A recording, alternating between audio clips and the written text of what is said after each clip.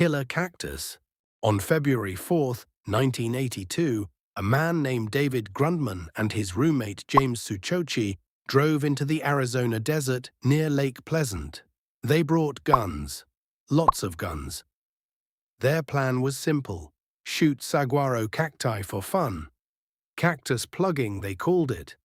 Grundman fired at a young saguaro, a 10-foot-tall cactus. He blasted it so many times it toppled over.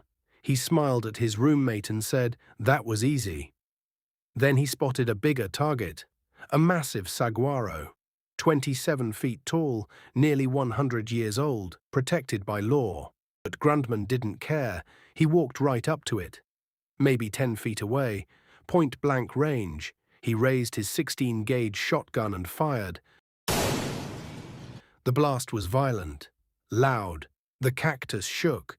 Then something catastrophic happened. The upper portion of the cactus, a massive arm weighing 200 pounds, snapped off and fell, straight down, directly on top of Grundman. The weight crushed him. The spines impaled him. He collapsed immediately. His roommate called for help, but it was too late. Grundman died alone in the desert, killed by the very thing he was trying to destroy. Nature's revenge. Spear in the eye. His name was John Desborough, 41 years old, a former rugby player, a teacher at Liverpool College. On a normal day in 1999, he was conducting an athletics class, teaching students how to throw javelin.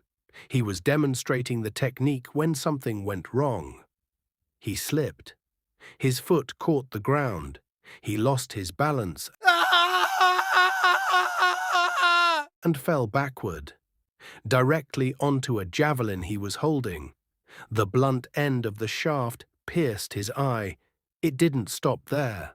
The javelin drove through his eye socket and into his skull. It penetrated his brain. He was impaled through the head with a 9-foot spear. No! The students watched in horror as their teacher collapsed, a javelin sticking out of his eye. He was rushed to the hospital. He was conscious, aware of what had happened. The javelin had to be surgically removed. It caused severe brain damage. For 3 weeks, he lay in a coma, his body unable to recover, his brain unable to heal. On April 13, 1999, John Desborough died in his sleep. The javelin he was demonstrating had killed him. A teaching accident, a freak tragedy. He left behind a wife and 2 daughters. Fall from 300 meters. His name was James Hickey, 73 years old, a professional base jumper from California. On May 7th, he had a brilliant idea, a stunt. Set his parachute on fire while jumping from a bridge. The Perrine Bridge in Twin Falls, Idaho, 500 feet above the Snake River. He planned to jump with a burning parachute, ditch it mid-air, and deploy a second parachute. He'd done it before skydiving. This time would be different. He climbed over the bridge railing with a friend, both ready to jump. At the same time they leapt. His friend jumped safely. Parachute opened cleanly. Ah! But Hickey's parachute was already on fire. Flames engulfed him as he fell. The second parachute didn't deploy. He plummeted toward the river, completely engulfed in flames. Falling at terminal velocity, 500 feet in seconds, he hit the water like concrete.